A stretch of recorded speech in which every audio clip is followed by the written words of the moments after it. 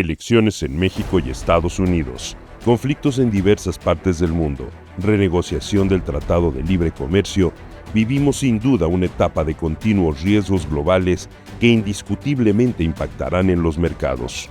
Para discutir los posibles escenarios, es un honor presentar la mesa panel Geopolitical Risk and Mexico's Future, Post-Election Scenarios and U.S. Elections, con los distinguidos panelistas Carlos Ramírez, socio de Integralia; Carlos Serrano, economista en jefe de BBVA; Francisco de Rosenzweig, socio ejecutivo de White & Case; y para moderar la mesa, Armando Ríos Peter, experto en inteligencia estratégica. Damos la bienvenida a todos ellos a la Risk Management and Trading Conference 2024. Preparábamos precisamente la conversación del día de hoy, pues veíamos que esta reunión a la que nos ha convocado Riskmatics, este análisis, especialmente este panel, pues caen muy bien en un año en el que hay una serie de desafíos muy importantes para México, para el mundo entero. Y bueno, pues poder ver y aprovechar el expertise que tienen estos panelistas en el entendimiento de la economía, de las finanzas públicas, de las finanzas privadas, la gran visión internacional y la coyuntura, digamos, que hoy se tiene en el contexto de pues, este nuevo orden mundial que está discutiéndose en distintos foros. Me parece que será una gran oportunidad para debatirlo y luego todo esto aterrizarlo en el contexto de qué es lo que está pasando en México. Hay un debate pues muy encendido, derivado del proceso electoral. Tenemos ya el próximo 1 de septiembre la instalación del nuevo Congreso de la Unión, el último mes de gobierno del presidente López Obrador, temas polémicos. Pues la verdad es que mil gracias a los dos Carlos por estar aquí, por permitirme presidir esta mesa, y obviamente a Francisco. También recordaremos nuestros viejos debates seguramente cuando estábamos en el Poder Ejecutivo y en el Legislativo. Empezaríamos, si les parece bien, con Francisco, hablando del contexto internacional. El contexto internacional, pues sin duda alguna, uno de los grandes temas que han estado presentes a lo largo de los últimos años, después de la pandemia sobre todo, el llamado nearshoring, aparece en el caso mexicano en un contexto mucho más amplio. Próximo 2026 será la revisión, la primera revisión del Tratado México, Estados Unidos y Canadá, la elección de noviembre próximo de presidente en los Estados Unidos, polémica respecto a las visiones que pueda tener Donald Trump por parte de los republicanos, Kamala Harris. Me parece que son asuntos, mi querido Francisco, que no hay mejor persona que nos pueda explicar un diagnóstico de cómo están las cosas, y si les parece bien, después le daré la palabra a los Carloses para que nos puedan dar su punto de vista. Adelante, Francisco. Muchas gracias, Armando. Carlos, un gusto estar aquí. Muchas gracias a Riskmatics por la invitación. Es un gusto estar con ustedes. En efecto, nos encontramos en una etapa y en un contexto totalmente distinto a cuando en su época se negoció el Tratado de Libre Comercio de América del Norte, el famoso TLCAN del 93. En aquel entonces pues, se hablaba de economías y de regiones, de bloques económicos. Después vino una tendencia a lo que se llaman las cadenas globales de valor, donde podías traer el insumo de cualquier lugar y realmente se pensaba en el consumidor. Con la presidencia de Trump empezaron de manera más fuerte las tensiones con Estados Unidos y China, que poco después se sumaría también la Unión Europea, y estas tensiones lo que han buscado o han generado pues es que haya una fragmentación de los bloques o de lo que eran las cadenas globales de valor. Y al final hay que recordar que pues bueno, tenemos la ventaja de ser el vecino del país que es el mercado más grande. México está altamente integrado a las cadenas de valor de Estados Unidos, en la parte manufacturera, incluso en la parte de agroalimentos, pero lo cierto es que las tensiones entre Estados Unidos y China nos han beneficiado quizá durante los últimos 8 años en cuanto a la relocalización o lo que se conoce como el famoso nearshoring, que pues francamente no hemos logrado todavía beneficiarnos y aprovecharlo al máximo porque primero, para regresar esos procesos o esas operaciones que se fueron a Asia porque eran jurisdicciones pues con mano de obra barata, eran más competitivos los servicios, había subsidios probablemente encubiertos. En el caso de México, pues tenemos una gran oportunidad por la integración con Estados Unidos, pero ciertamente necesitamos tener no solamente la certidumbre jurídica, sino la capacidad de proveer los servicios, dígase energía eléctrica y agua. Estos dos insumos son fundamentales. Hay otro tema como es bienes raíces, conectividad y algunas otras cuestiones, pero lo cierto es que ahora ya en el contexto en que nos encontramos, pues ya las disputas entre Estados Unidos y China se han elevado de manera considerable y en los últimos años México ha recibido un flujo de inversión extranjera proveniente de China bastante importante. Y pues ya el tema de los vehículos eléctricos o de los productos que se producen en México con insumos de China y se reexportan a Estados Unidos, pues está siendo parte del debate en la agenda del presidente Trump y también, por qué no decirlo, de la demócrata. Entonces, en el concierto en el que nos encontramos, pues realmente se viene una época compleja. Tenemos las elecciones de Estados Unidos en un par de meses. Vamos a tener una presidenta que habrá tomado posesión prácticamente unos meses antes, en octubre. En enero entrará él o la presidenta de Estados Unidos, pero hay que recordar que viene la famosa renegociación del TEMEC.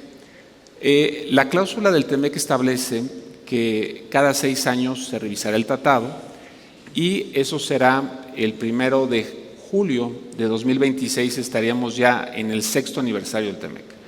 Sin embargo, conforme a las reglas de Estados Unidos y del propio TEMEC, Estados Unidos tiene que iniciar un proceso de consultas públicas 9 meses antes.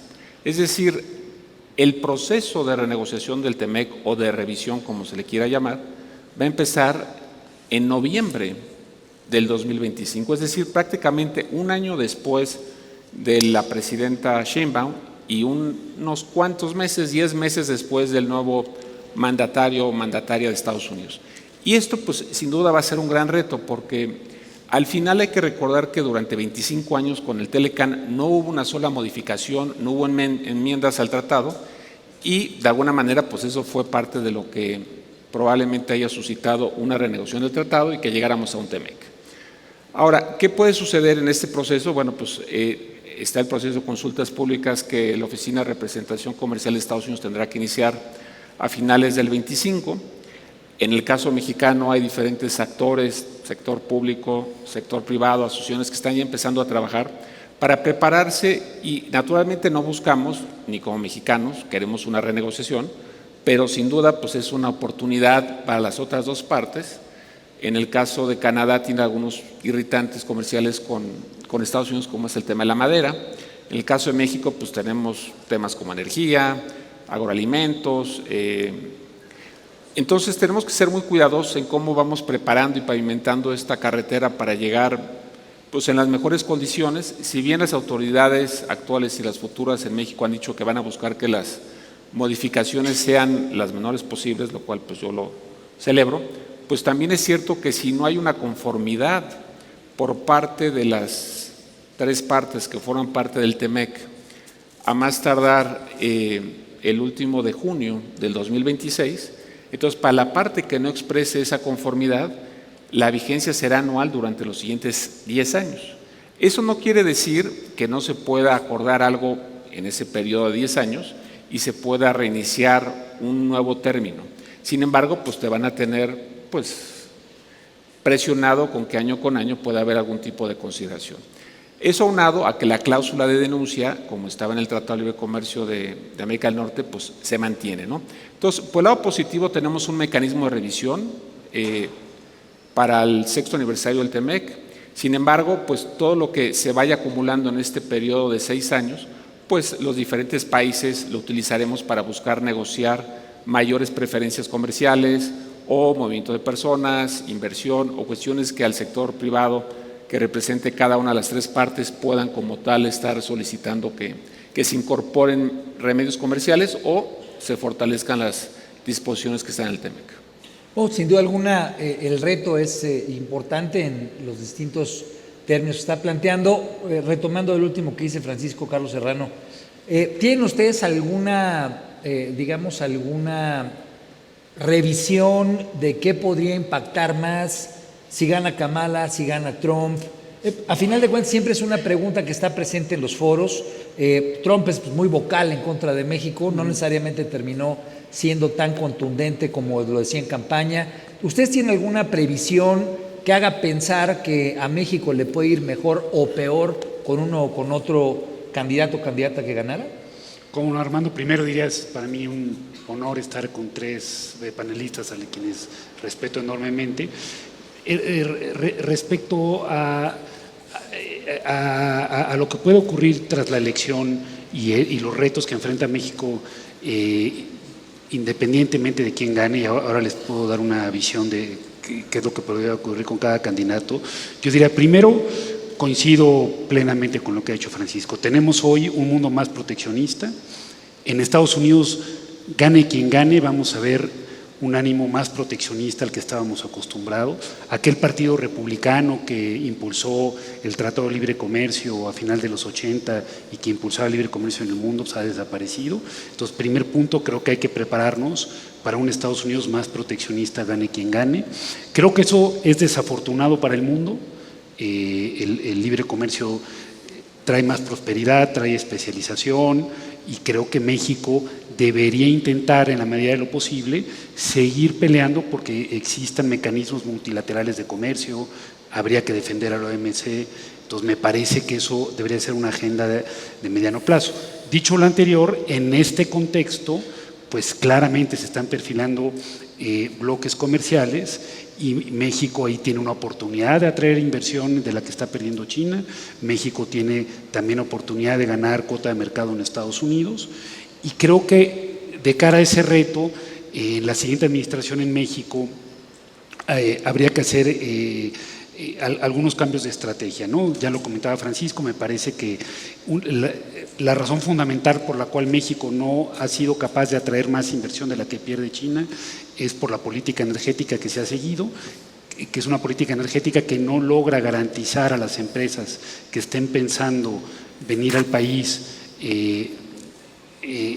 para reducir su exposición a China, que van a tener una oferta de electricidad suficiente a precios competitivos y no contaminante. Creo que esto, la gran ventaja es que esto podría cambiar muy rápido, el marco legal lo permite, habría que dar más permisos para los generadores privados y que la CFE pueda invertir más en distribución y transmisión. Entonces creo que aquí viene un primer reto. Y otro reto que creo que es muy delicado, ya lo delineaba Francisco, pero creo que habrá que tener una estrategia inteligente, es lo que toca la relación comercial con China. En efecto, Estados Unidos está incómodo con que pueda haber la posibilidad de que China pueda exportar bienes utilizando a México, bienes terminados para evitar las tarifas, y México desde luego tiene que ser muy cuidadoso en su estrategia comercial, en la estrategia aduanal, para que ello no ocurra. Pero dicho lo anterior, creo que también hay que reconocer que las manufacturas mexicanas y también las de Estados Unidos hoy dependen en buena medida de insumos chinos, sin los cuales México dejaría de ser competitivo, y no se puede reducir de la noche a la mañana esa dependencia de China. Entonces creo que México tendrá que ser inteligente en asegurar a Estados Unidos que en todo momento lo que México exporta está cumpliendo con reglas de origen, que no se está violentando el tratado, pero al mismo tiempo no caer en una retórica y en acciones muy proteccionistas con China, porque eso va a hacer que sea menos competitivo México y también Estados Unidos. Entonces creo que ahí habrá que tener una estrategia comercial inteligente. Y tercero, creo que de cara a las revisiones que comentaba Francisco, creo que México llegaría en una mucho mejor posición si evita tomar acciones que sean violatorias del tratado. Y al menos claramente en los temas energéticos y en el tema agropecuario, pues México está en violación del tratado, y me parece que habría que revisar eso para poder llegar en una mejor posición, porque un país que llegue violentando claramente el acuerdo, a esta revisión creo que va a llegar a una peor capacidad negociadora. Entonces creo que eso también habría que revisarse de cara a lo que viene. A lo que dices, Armando, en términos comerciales, me parece que vamos a ver proteccionismo mayor al que quisiéramos, ya sea con Harris o con Trump. Creo que lo que sí es que tendríamos más incertidumbre con Trump, porque Trump ya lo conocemos, en cualquier momento puede amenazar con aranceles, ya lo ha hecho. Hay quien dice, bueno, ya estamos más vacunados porque es el tratado de Trump, ¿no? Eso es cierto, pero no hay que olvidar que 10 meses después de que Trump firmara el tratado, nos amenazó con imponernos aranceles del 15 al 20% por temas migratorios. Entonces, yo creo que en ese sentido, una presidencia de Trump podría generar mayor incertidumbre en estos temas comerciales, porque a pesar de que tengamos un tratado, pues Trump ya ha demostrado que es capaz de imponer medidas proteccionistas a países aliados, a países con los que tenga acuerdo, por temas que incluso no tengan que ver con temas que no sean de carácter comercial. Entonces, me parece que lo que sí habría es un marco de menor certidumbre que desde luego pues terminaría afectando las inversiones en el país, ¿no? Claro. Bueno, para ligar con lo que nos acaba de decir Carlos Ramírez, ¿cómo ves tú el contexto de lo que está pasando ahorita en México? Claudia Sheinbaum gana la presidencia, nombra a un equipo que la va a acompañar, que busca ser robusto, por lo menos eso es lo que hemos leído en términos de la negociación comercial. ¿Cómo sientes al nuevo gobierno en el sentido más amplio? ¿Lo sientes robusto, lo sientes sólido, lo sientes balbuceante, dubitativo en algunos temas? Porque sin duda alguna es un equilibrio bastante complejo el que nos acaba de decir Carlos Serrano, ¿no? Al final del día, poder hacer el malabar entre China y Estados Unidos va a ser una apuesta compleja, ¿no? ¿Tú cómo lo ves? Sí, muchas gracias a Rixmatics por la invitación. Un gusto estar en este panel con colegas tan ilustrados. Déjame nada más agregar un elemento adicional, Armando, respecto al entorno internacional, que ya han dicho Francisco y Carlos, que tiene que ver con que México ha sido los últimos 6 años relativamente afortunado en el contexto que ha vivido a nivel internacional. Menciono 2 o 3 aspectos. Una economía norteamericana que, a pesar de COVID, ha tenido un desempeño económico muy favorable, con la mejor recuperación económica de todo el mundo desarrollado. Esa situación de un crecimiento significativo estos 6 años será difícil que se replique los próximos 6. Por otro lado, como ya explicaron los colegas, finalmente todo el ruido Trump y la renegociación del TEMEC salió razonablemente bien, a pesar de que había temores de que podría romperse eventualmente. Salió muy bien y en los últimos años hemos gozado, vamos a llamar, de estabilidad comercial, a pesar de del ruido, etc. Y por si fuera poco, nos vino del cielo este fenómeno del nearshoring, que propiamente no es nuevo, no es algo que nació ayer, pero que, digámoslo, a raíz de la pandemia y digamos, lo que ha ocurrido a nivel geopolítico, la rivalidad creciente entre Estados Unidos y China, pues México se ve favorecido por esta situación y nos hemos convertido en el principal socio comercial de Estados Unidos. En un abrir de ojos, superamos hoy a China por casi 3 o 4 puntos porcentuales del total de lo que importa a Estados Unidos y prácticamente 3 o 2,5 puntos a Canadá. Ese entorno favorable, y te respondo puntualmente lo que me preguntas, va a ser muy difícil que se repita el próximo sexenio. Es decir, se avisoran un entorno internacional más complejo para México. Entonces, creo que la presidenta electa, Sheinbaum, por supuesto, la designación de Marcelo Ebrard, de La Fuente, son testimonio de una preocupación genuina y real respecto a lo que se nos viene en la renegociación del TEMEC. Y en general, en la ratificación de Ramírez de la O y algunos otros personajes que están en el gabinete y que dan una cara, vamos a llamar, de cercanía, de apertura con el sector privado, de diálogo, de más, digamos, de mejor disposición a trabajar juntos con el sector privado para, digamos, resolver los grandes retos que tenemos. Nada más, déjame recordarles que en 2018, después de que se ratifica el TEMEC y se vuelve a abrir cuando llega López Obrador, el gobierno mexicano decidió que el sector privado no participase prácticamente en nada en ese proceso del año posterior al cierre de la negociación. Creo que eso va a cambiar, va a haber más disposición, más diálogo. Pero al final del día, digamos, quisiera dejar quizá este tema para la siguiente pregunta, para los siguientes temas, pero el problema es que tenemos un elefante en el salón que todos sabemos qué es y que se llama Plan C.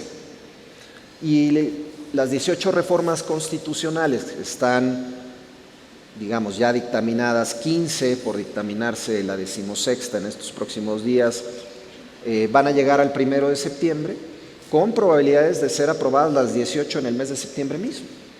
Y eso va, me temo, a contaminar un entorno innecesariamente que ya de por sí luce complejo.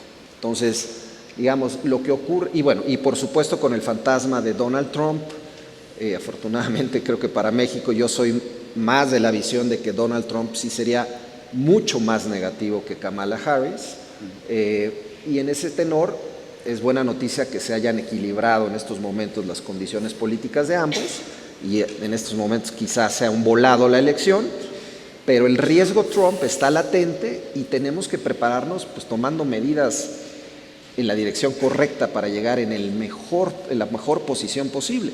Si tomamos medidas que de alguna manera van en detrimento, pues vamos a complicar los siguientes 2 años de manera importante. Me gustaría, Francisco, antes de pasar con Carlos Serrano para ver el tema, el contexto económico, una reacción tuya respecto a este tema de prepararnos que dice Carlos Ramírez. Perdón que le esté diciendo los apellidos, pero para estar al tiro. Sí. ¿Qué hace falta en términos de preparación? Tú acabas de decir que va a haber pasado 1 año cuando empiece la revisión del TEMEC. Entonces, si ahorita nos dijeras a integrantes importantes del sector financiero del país, ¿cómo nos organizamos o qué podríamos hacer para aprovechar el tiempo que tenemos hacia adelante? Una de las figuras que históricamente ha sido exitosa y ha ayudado mucho a las autoridades a negociar tratados es el famoso cuarto junto. Entonces, el cuarto junto está integrado por empresarios que son representados a través de las diferentes asociaciones, cámaras como el CCE, el Consejo Nacional Agropecuario, la asociación que representa a todos los financieros, bancos, seguros, fianzas, manufacturas. Y a través de esas asociaciones, pues bueno, es un ejercicio bastante, pues ya profesional, ya muy procesado, muy madurado después de tantas décadas de estar negociando tratados. Y eso es lo que ha ayudado a fijar posturas comunes entre lo que el sector privado necesita y lo que el gobierno negocia. Porque al final el gobierno puede negociar cualquier cosa, pero quien tiene que vivir con ello para bien y para mal, pues es el sector privado. Entonces, yo creo que esa es la mejor forma de prepararse. Ahora, como decía Carlos, también pues bueno, tenemos que ser cuidadosos en no estirar la liga en temas que ya sabemos que pueden estar en los linderos de una posible violación del tratado. Porque simplemente lo que estás haciendo es que a la vuelta de la esquina, dígase prácticamente en poco menos de 2 años, pues vamos a tener pues una espada de Damocles en donde si no tenemos un ajuste a ciertas reglas o nos exigen el cumplimiento del mismo, pues se puede haber pues una amenaza de que no hay interés de seguir con el tratado. Probablemente es una amenaza no creíble o discursiva por la alta integración que hay, claro. Pero mientras es una u otra cosa, me parece que algo que México ha hecho a lo largo de sus pues casi 40 años de ser parte de del GATT y luego de la OMC es el cumplimiento estricto de los tratados. O sea, México se ha caracterizado por ser un buen socio comercial, no solo de Estados Unidos, de Canadá, de Europa y de los otros 13 tratados de los que México es parte. Entonces, creo que esa parte nos da muy buenas credenciales con el mundo, por eso somos atractivos para invertir, tenemos muy buena mano de obra calificada, estamos bien conectados, estamos pegados a Estados Unidos, pero pues los tratados son para cumplirse, porque cualquier persona que tiene un contrato o un acuerdo lo que busca es que sus socios, su contraparte, pues cumpla los acuerdos, ¿no? Entonces, creo que esa es la parte en donde tenemos que ser muy cuidadosos y me parece que en la medida en que haya menos excusas o menos argumentos de que haya una posible violación o una violación per se de alguna disposición, estaremos en mejores condiciones, ¿no? Claro. Y bueno, pues tal vez la pregunta que surge dentro de ese contexto de no jugar con fuego es qué tanto nuestras finanzas públicas o qué tanto el contexto económico en general del país permitiría echarse una jugada de ese tipo. Yo conozco a mis excompañeros de la izquierda y luego les gusta echarle cerillo al asunto, pero ¿cómo estaría en este contexto, Carlos Serrano, la visión del país? ¿Cómo lo ven ustedes? ¿Cómo ven, digamos, las variables macroeconómicas? Hay mucha discusión sobre el tema del famoso déficit, ¿no? ¿Qué tanto el nuevo paquete fiscal va a traer, pues, señales positivas? ¿Qué tanto no? ¿Qué nos podrías comentar un poco en el marco general del diagnóstico que tenemos en lo económico del país? ¿Cómo no, Manuel? Yo primero partiré diciendo, tenemos una situación que me parece que anticipa que la presidenta Sheinbaum va a tener un entorno económico bastante más complicado del que tuvo el presidente López Obrador. Primero, porque estamos ya entre una economía que se está desacelerando claramente. Ya vimos hoy, se confirmó el dato de crecimiento del segundo trimestre y estamos creciendo sustancialmente menos que el año pasado, ¿no? El año pasado crecimos 3,2, este año estamos creciendo a ritmos de 1,5, por diversas razones. Creo que una de ellas es la desaceleración en Estados Unidos, otra creo que es que ya no está viendo el impulso fiscal que representaron las obras insignia del presidente, otra es que creo que tenemos una política monetaria muy restrictiva, pero en general una desaceleración, pero sobre todo yo creo que, Armando, el tema central es el que comentas, el tema fiscal. Ahí creo que va a haber mucho menos margen de maniobra del que se tenía hace 6 años. Y creo que ahí hay, desde mi punto de vista, 2 retos muy importantes. El primero es que este año vamos a terminar con el déficit fiscal más alto desde finales de los 80. Nosotros estimamos que el déficit a final de año estará en torno a 6.3 o 6.4 del PIB, ¿no? En su medida más amplia. Entre otras cosas porque además el crecimiento no será el que se estima. Entonces, el primer reto es que hay que reducir ese déficit. Claramente, si siguiéramos 2 o 3 años con esos niveles de déficit, México pronto perdería la calificación de grado de inversión, lo cual le haría mucho más caro acceder a los mercados. Ahí creo que hay que ser inteligentes. En los primeros comentarios el gobierno ha dicho que va a lograr esta consolidación fiscal en un solo año. Yo creo que no hace falta. Yo creo que cortar 3 puntos y medio del PIB en un solo año tiene 2 riesgos. Uno, si lo logras, creo que puedes llevar a la economía a una recesión. Si no lo logras, porque no es tan fácil cortar 3 o 3 puntos y medio del PIB en un año, erosionas tu credibilidad con los mercados. Yo creo que sería mejor anunciar que esta consolidación se va a hacer en 2 años o 3 con metas intermedias para no afectar de manera importante al crecimiento. Ese es un primer reto. Pero creo que hay un reto más importante de mediano plazo, que es el que a mí más me preocupa, que yo creo que el país puede entrar en una trayectoria donde la deuda entre en una trayectoria, en una etapa que pueda llegar a momentos que la hagan no sostenible. ¿Por qué? Porque, como mencionábamos, el margen de maniobra no será el mismo. Primero, porque va a tener el gobierno de México que hacer pagos mucho mayores por concepto de pensiones. Aquí Carlos conoce mucho más que yo, pero no solamente va a haber que pagar más. Somos un país que gastaba 1 punto del PIB en el año 2000 en pensiones, este año vamos a gastar como 5 y vamos a ir gastando más por un tema demográfico, pero además de eso, entre las reformas que se han anunciado, se ha dicho que quiere darse pensiones a mujeres de 60 a 64 años, no sé cuál sea el costo fiscal porque no sabemos los montos, se ha dicho que se quiere volver a dar pensiones más altas a los maestros, pero al mismo tiempo se dice que no habrá reforma. Entonces, todo esto puede representar presiones muy altas al gasto que me parece que podrían eventualmente comprometer la calificación crediticia de México y ponernos en un entorno donde cada vez sea más caro financiar la deuda. Entonces, a mí me parece que si no hay una estrategia para aumentar la recaudación gradualmente, que creo que en México la recaudación se tendría que aumentar combatiendo la evasión y la informalidad, y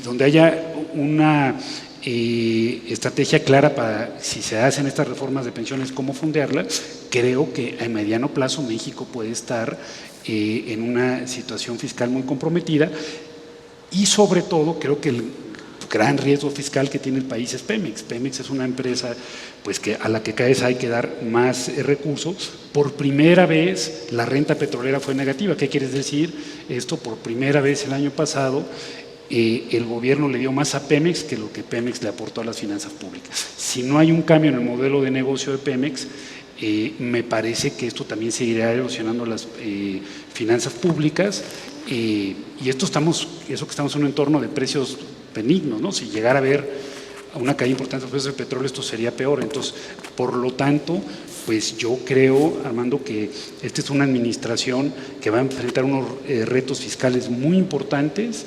y que si no hay una estrategia clara en la que se tenga un mapa para aumentar la recaudación y para atacar el problema de Pemex, yo creo que México podría perder la calificación de grado de inversión en algún momento en esta administración. ¿Eso lo verías, digamos, en el plazo pasando, digamos, el paquete fiscal de este año o lo verías? No, yo lo vería más, no creo que suceda de forma inmediata, pero nosotros creemos que de no haber un cambio radical, digamos, tanto en la recaudación como en Pemex, la deuda como porcentaje del PIB, si seguimos con la misma tendencia, podría estar en alrededor del 60% hacia el cuarto año. Ahí es donde vemos el riesgo de que se pueda perder. Es donde yo vi que es un marco crítico y lo quiero ligar con la pregunta a ti, Carlos, ustedes en Integralia pues han estado muy atentos a los distintos riesgos, a la situación en el Congreso. ¿Cómo verían, de lo que nos comenta Carlos Serrano, cómo verías tú, pues estas dos áreas de necesidad, ¿no? Que una es la discusión fiscal, ¿no? Y la discusión fiscal no solamente es revisar el gasto, qué tanta tijera se le puede echar o no, sino qué tanto hay margen, actitud, voluntad de impulsar una reforma fiscal a fondo, en este caso, pues que fuera más hacia las áreas que no están grabadas, la parte del sector informal. La izquierda no ha sido muy proclive a ello. ¿Cómo lo verías? Y bueno, pues también una posición tuya respecto al tema de Pemex, porque al final del día, desafortunadamente siempre salen estos fantasmas de querer afectar a las Afores y echar mano de estos costos. Les vamos a echar mano a que tú le sabes un poco al tema. Cuéntanos cómo ves. Claro que sí. Rápidamente nada más para poner... siempre que se discuten los temas económicos que aquí se mencionan, el fiscal, el comercial, nuestra, digamos, estrategia política energética, etcétera, suele la atención estar puesta a los aspectos técnicos y suele olvidarse mucho los aspectos políticos. Como bien señalas, Armando, la gran pregunta aquí es si la parte fiscal y la parte de Pemex, que son a todas luces, como bien señala Carlos y como ha explicado de manera muy elocuente, los dos grandes riesgos macro del país para los próximos años. La pregunta es si hay apetito en el nuevo gobierno para tomar las decisiones políticas que de alguna u otra manera resuelvan o al menos intenten resolver pues, los problemas que tienen que ver con estos dos grandes asuntos. Desafortunadamente, como lo vemos nosotros en Integralia, como yo lo he estado observando, a mí me ha sorprendido enormemente que la presidenta electa Sheinbaum insistentemente haya dicho que no quiere hacer una reforma fiscal, siendo que no tendría ninguna necesidad de cerrar esa puerta, máxime que obtuvo un triunfo electoral de tal magnitud y dimensión que le otorga enorme legitimidad para tomar decisiones en cualquier sentido. Y uno de los temas estructurales de fondo del país, pues es el tema fiscal. Pero por lo pronto ha dicho no. Veremos si cambia de opinión. Mucho me temo, como bien señala Carlos, que la realidad eventualmente va a terminar imponiéndose y tendrá muy probablemente a lo largo de la administración que tomar una decisión en el sentido fiscal. En Pemex las señales tampoco han sido muy afortunadas. Es decir, la empresa, sin entrar a detalle, todos conocemos más o menos la situación, pues tiene una deuda de $100,000 millones, le debe $20,000 millones a sus proveedores, la producción va a la baja, Refinación va a perder $1 billón en el sexenio, el gobierno federal le va a haber invertido $1.5 billones a lo largo de la administración. La situación es crítica y las señales que estamos recibiendo de parte del gobierno entrante, empezando por el hecho de que se ha tardado el nombramiento del nuevo director general, ya le dijo hoy la presidenta, se va a dar a conocer el lunes, pero todo parece indicar que ya conocemos quién va a ser el director. Y lo que puedo decir es que las señales han sido: aquí no pasa nada, podemos seguir como estamos, podemos más o menos patear un poco el balón y todo va a estar bien. Creo que no va a haber tiempo para ello y por tanto las definiciones de carácter político van a ser urgentes para poder realmente atender el problema o, máxime, terminar en una situación como la que acaba de describir Carlos Serrano. Y para ponerlo en contexto, Francisco, ustedes en White & Case pues, se han especializado en el entendimiento del contexto de cómo se pueden aprovechar las áreas de oportunidad que tiene México. Comentabas tú energía, comentabas agua, ¿no? Obviamente la parte logística, movilidad. Ligando a lo que dice Carlos, ¿en dónde verías tú áreas de oportunidad? Porque hay un costo de oportunidad de que parte del dinero público se esté yendo a Pemex. ¿En dónde verías y cómo verías el que en esos sectores, energía, agua, logística, pues pudiéramos detonar una inversión? Un poco para ponerlo en contexto, si lo metemos en Pemex o lo metemos en otro lado, ¿qué tan positivo podría ser y cómo lo ves? Mira, una de las cosas que ha venido haciendo los gobiernos de diferentes partidos es, al menos en el pasado, buscar irse saliendo de aquellos negocios donde pues no son esenciales, ¿no? Entonces, a mí me parece que si realmente queremos seguir fortaleciendo esta integración con Estados Unidos, queremos seguir siendo un país atractivo para inversión y generación de empleo, pues tenemos que enfocarnos en cuáles son las necesidades básicas para poder lograr eso. Y eso pasa claramente por resolver los temas de los cuellos de botella en transmisión y distribución de energía eléctrica, pasa por hacer una inversión real en temas hidráulicos. O sea, me refiero a toda la tubería que no vemos y que infelizmente pues no es rentable políticamente, pero que es muy, muy necesario y que este año por primera vez pues había creo que un día de cuándo podemos quedarnos sin agua ya en un centro urbano, yo olvídate de una empresa. Entonces me parece que dos grandes áreas de oportunidades: infraestructura en suministro eléctrico, la parte de servicios públicos de agua, y me parece que hay un área que ha funcionado bien pero que no se ha tenido la fuerza que quisiéramos para llevar el país desde un punto de manufactura al siguiente nivel, es el suministro de gas natural. O sea, todo lo que es el Golfo y algunas partes del Pacífico tienen suministro de gas natural, pero si realmente queremos tener una potencia manufacturera más aún de la que ya somos, tendríamos que gasificar el Pacífico.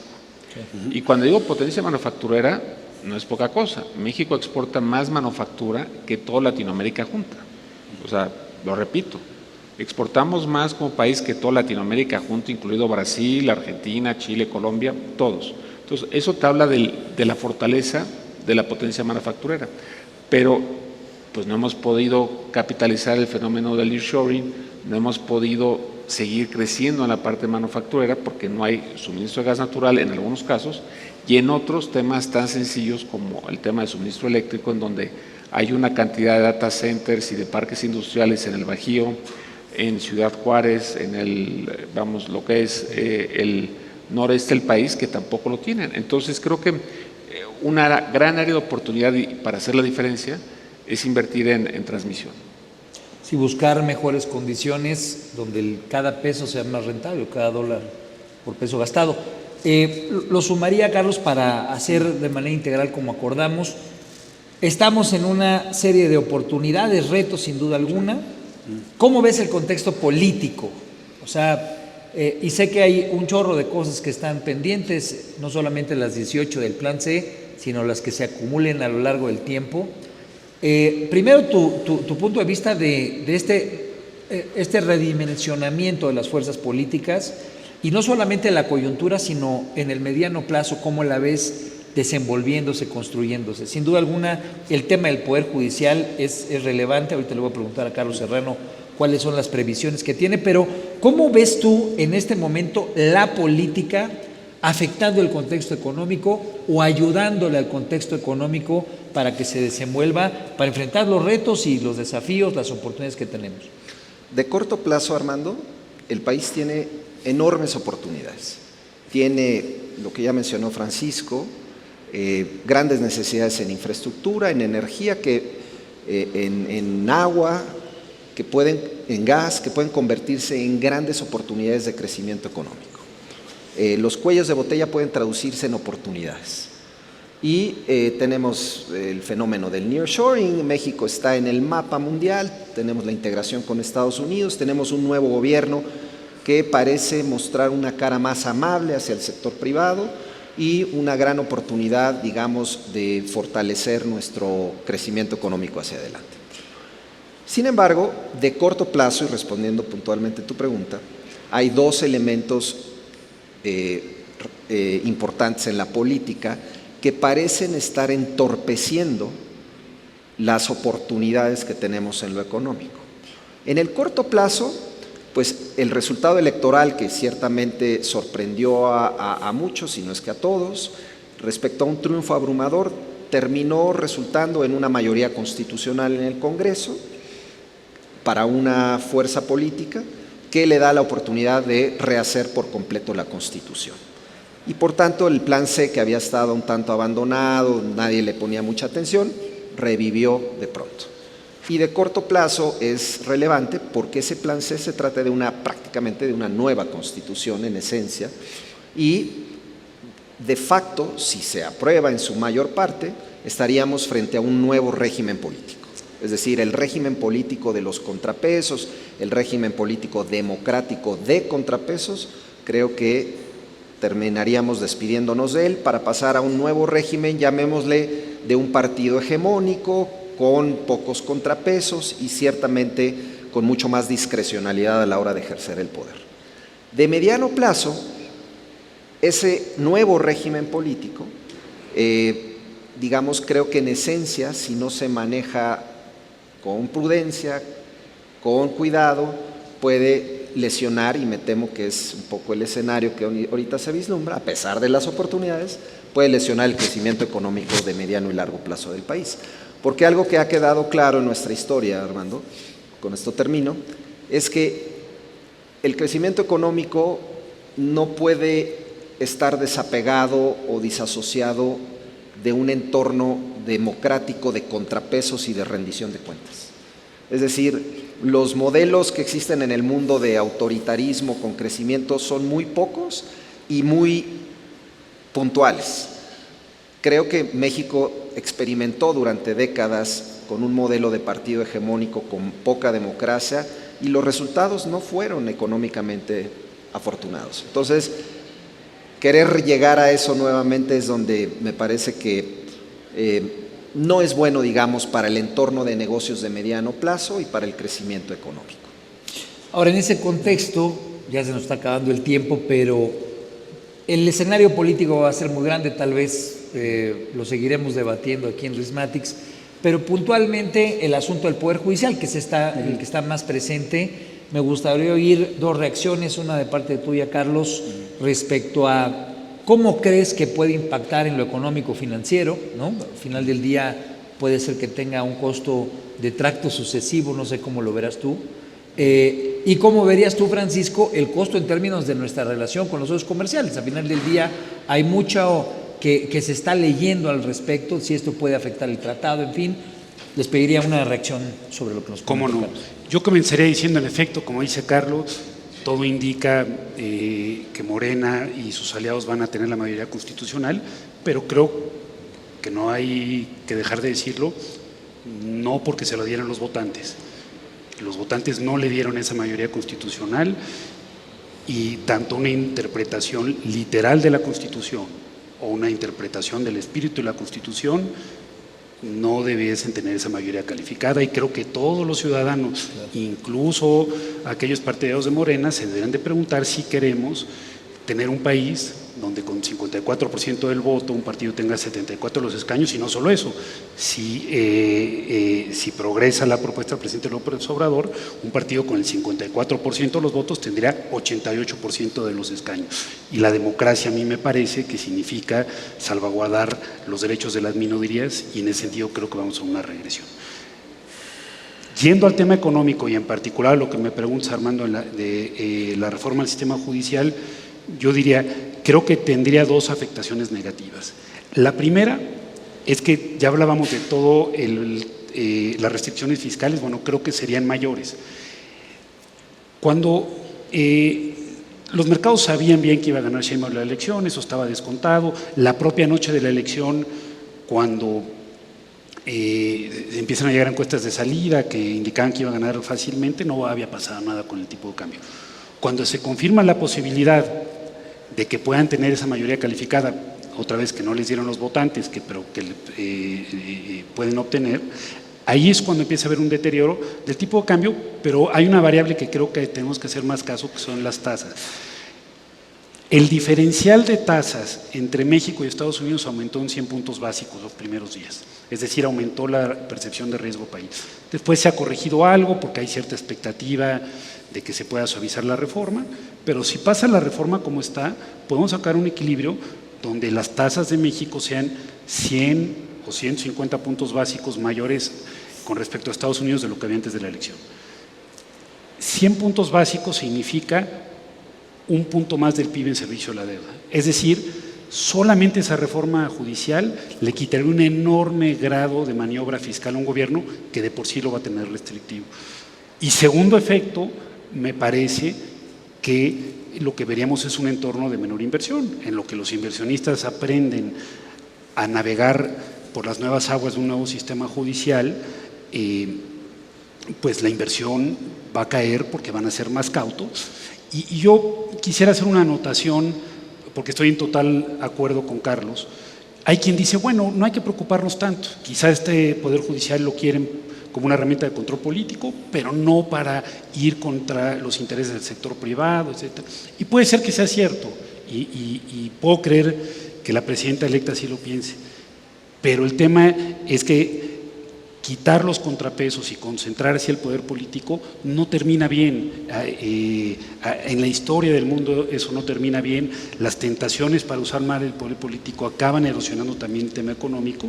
Entonces me parece, además de estos temas fiscales y de inversión de corto plazo que decía, yo creo que podemos acabar en un equilibrio donde México eventualmente pueda crecer menos por acabar en un equilibrio más autoritario que acaba favoreciendo a quien está conectado al poder político, que acaba por terminar por tener menos competencia, etcétera. Entonces yo creo que las consecuencias podrían ser bastante graves, tanto de corto como de largo plazo. Muchas gracias, Carlos. Francisco, ¿cómo está? ¿Qué tanto nos puede salvar el entorno internacional si es que hay algo de lo que hay que salvarnos? Aquí va tomando algunas pequeñas notas con los comentarios de los Carlos, si me permiten la expresión. Mira, la realidad es que en una relación comercial tan intensa y tan integrada con Estados Unidos como la que tenemos, es normal que haya fricciones, que haya intensidad, que haya, pues que México sea parte de la contienda electoral de Estados Unidos como Estados Unidos lo fue en México, pero lo cierto es que pues tenemos una gran dependencia de nuestra economía, no me dejará mentir los dos Carlos, a las exportaciones. Y la relación comercial con Estados Unidos es fundamental, y uno de los grandes paradigmas que ha cambiado y que es lo que lo hace más complejo es que históricamente había un track que era el comercial, y todo lo que pasaba en migración, seguridad y cualquier otra materia pues era tratado de manera diferenciada. Hoy, a partir del gobierno de Trump, pues se mezcla todo, lo meten en la licuadora, y entonces el tema de migración probablemente es el tema más importante para Estados Unidos en este proceso electoral, y dependiendo de las épocas de flujos migratorios. Para Estados Unidos, México se vuelve pues fundamental, y digamos que esa ha sido la gran válvula que ha podido ir calibrando de manera pues muy certera del presidente López Obrador, y eso nos ha dado ciertos márgenes o colchones en cuanto a algunas políticas públicas que pues Estados Unidos ha quejado que no son consistentes con el TEMEC, ¿no? Entonces, en ese sentido, pues un tema que se hizo y que muchas veces se pasa por alto, es que México tiene, al igual que todos los países que forman parte de la OMC, lo que se conoce como la cláusula Ratchet. La cláusula Ratchet lo que dice es que cualquier liberalización se va consolidando en los tratados. México consolidó las reformas del gobierno de Peña Nieto, del 2013, 2014, 2015, tanto en el Acuerdo de Asociación Transpacífico como en el TEMEC. Entonces, hay una serie de cuestiones como el tema de competencia económica, tema de energía y todas las reformas estructurales que se lograron en aquel entonces, que son parte del tratado. Entonces, ahí es donde tenemos que tener pues, mucha inteligencia, como decía Carlos, en cómo ir avanzando. Siempre hay áreas de oportunidad, pero lo que el tratado no te permite es revertir áreas que han sido, áreas o actividades que fueron liberalizadas. Y yo creo que ese es un poco el dilema en donde pues, estará hoy el Congreso viendo pues, qué tanto puede ir adelante con esta supermayoría que pues, entiendo se le acaba de reconocer por la autoridad electoral, ¿no? Entonces, yo lo que diría es, tenemos que ser muy cuidadosos, insisto, tenemos que ser muy estratégicos en aquellas cosas en donde la política pública de la siguiente administración sea pues, fundamental, pero sin que eso vaya más allá de lo que el tratado te permite. Porque si no vamos a tener pues probablemente un par de años muy complejos. Otra vez, el periodo electoral pues en Estados Unidos acabará en un par de meses, pero pues a partir de enero se viene un contexto mucho más complejo. Tienes las tensiones otra vez de Estados Unidos y China, con la nueva presidenta o presidente, tienes el tema de Medio Oriente en Israel, tienes el tema de Ucrania, tiene cierta volatilidad, el tema de una posible o no recesión. Entonces, hay una serie de factores que yo creo que tenemos que ser muy quirúrgicos en cómo ir navegando en un contexto bien complejo y en donde si bien las exportaciones, en el caso de México, nos han sacado de crisis económicas, pues tampoco son la panacea, ¿no? Claro. Bueno, pues yo creo que con eso logramos una visión rápida e integral de los enormes desafíos, retos que tiene el país, pero también, como ustedes lo han reiterado, áreas de oportunidad donde con inteligencia, con creatividad, sin duda alguna, pues México tiene pues enormes áreas en las cuales puede seguir un camino de crecimiento positivo para quienes aquí habitamos. No sé si me acompañan ustedes, por favor, para pues agradecerle a nuestros panelistas con un aplauso por esta magnífica presentación.